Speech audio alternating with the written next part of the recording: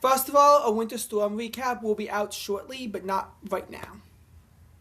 Second of all, we actually had a pretty good conference championship round um, yesterday. It was actually pretty good, both games, all things considered, because they were both close games that came down to significant stuff at the end, which is something that maybe in other postseasons we haven't seen. Though the AFC Championship game, while it was close, was 10-7, so it was a bit of an ugly game. It involved lots of missed field goals and just other weird stuff going on. Looking at that game, if we look at all the drives, the Broncos actually took the lead in the first quarter as they got a touchdown on the second drive, but that was the only scoring that they would have, although they have other opportunities. Later in the game, we saw Jarrett Stidham make a 52-yard pass to Marvin Mims to get them in the red zone, and it looked at that point like the Broncos were going to go to the Super Bowl. However, they turned the ball over on downs on 4th and 1 at the New England 14-yard line. Now, in some cases, I would say they usually go for it there, but that up 7-0, you have to take the points in that situation. You just have to. Make it a two-score game. And that turned out to bite them really badly because they would fumble the ball at their own 12-yard line, and the Patriots would score a touchdown to tie up the game. Both the Broncos and Patriots missed field goals at the end of the half. The Broncos missed from 54 yards in a situation where I feel like they should have went for it, although it wasn't really snowing that badly. And the Patriots missed from 63. Third quarter happens. The Patriots missed another field goal from 46 yards, and it was 4th and 7. But I feel like that was dumb on Vrabel's part. Why are you kicking the field goal there? Because it's snowy. That I know it's 4th and 7, but you should have went for it there. You just should have went for it. Especially being up 10-7, a successful field goal is only 13-7 in that situation. So Denver can still take the lead with a touchdown. There were a lot of punts in this game too. Denver missed their own field goal from 46 yards, and again 4th and 5. You absolutely go for it there. I know a field goal ties up the game, but you're probably not making a 46-yard field goal in that kind of heavy snow. Then, of course, there was the bad decision to throw a deep ball,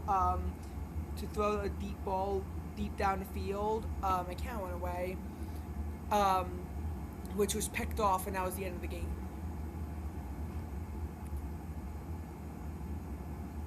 Now,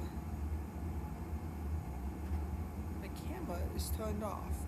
Now, Rams-Seahawks was a much better game. We didn't really have missed field goals in this game. And this is not really a back and forth affair, but there was a bit of competitiveness as the Seahawks led 10-3 at the one quarter. Rams took a 13-10 lead at the end, late into the second quarter, and then the Seahawks took a 17-13 lead back. This was a shootout, but the Seahawks did take a 24-13 lead, and they would wind up winning, and then a 31-20 lead, and they wound up winning 31-27. Here I can criticize Sean McVay for kicking the extra point, both down 24-19 and especially down 31-26. I know people say it's a third quarter, don't chase the points, but late in the third quarter, I might disagree, especially because of the situation where they had to go for it on 4th down, whereas maybe if they had that field goal, they could have kicked the field goal to tie up the game. Looking at this game, it was mostly just like the average game. But then, in the third quarter, the Rams wound up fumbling the ball on a muffed punt, and that was really the difference in this game. But again, when they were down 4 points, and then they were in a situation where they had a long, successful drive, took 7 minutes off the clock, and came up empty-handed because on 4th and 4 at the Seattle 6-yard line, they were forced to go for it. If they were down 3, kick the field goal, tie up the game, and hope you can hold Seattle to a defensive stop. Whereas, obviously, in this situation, the Seahawks were able to now run it down to 25 seconds. And the Rams, who actually, to their credit, were able to get down to the Seattle 49-yard line, but Puka Nacua could not get out of bounds, and that was the ball game. I know some people are saying that the Rams should have, down by 4, kicked the field goal because there were 5 minutes left. I don't fully agree with that because you're still down by 1. Now, there is the side of it of if Seattle scores a touchdown on the next drive, assuming that they don't go for 2, you can get the ball back, go down the field, get the 2-point conversion to tie up the game. And if they do go for 2 and you force a stop on the 2-point conversion, it's only a 7-point game. Extra point will tie it.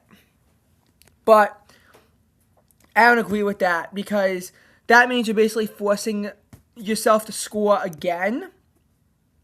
I mean, I kind of get it, but not really. But there were some bad in-game management decisions, but overall, this is actually a really good championship Sunday. Something that we, haven't really had in the past few years. Last year, Chiefs-Bills was a very good game, but the Eagles blew out the Commanders and won by what was essentially a 5-score game. The year before that, both championships were 1-score games. The Niners game had a great comeback as the Lions were up 24-7 but wound up losing 34-31. But Chiefs-Ravens were 17-10, and honestly, the score makes it a little bit deceptive because most of the game, it was a 2-possession contest. The year before that, the Chiefs-Bengals was a very good game, but the Eagles-49ers wound up being a blowout. People have said this is the best conference championship Sunday since 2018, and I don't even agree with that because in 2018 we saw the refs make a significant impact in that, especially in the NFC Championship game where it really was rigged for the Los Angeles Rams against the New Orleans Saints with how bad that non-PI call was, and Chiefs Patriots where, the offsides call was valid, but there was an offsides call in the third quarter that wasn't called. So the refs still had an impact there as well. And of course, the other call was a bit questionable anyway, but especially that call and the inconsistency from the refs. So this was nice because this was non-ref oriented. The refs really didn't make an impact in either one of these games. The only game where I feel like the refs really played ref ball was Bills-Broncos. And who knows, if the Bills beat the Broncos, I think the Bills go into New England and beat the Patriots, and then the Bills are back in a Super Bowl. But now we have a Super Bowl 49 rematch of Super Bowl 60. We have Patriots against Seahawks.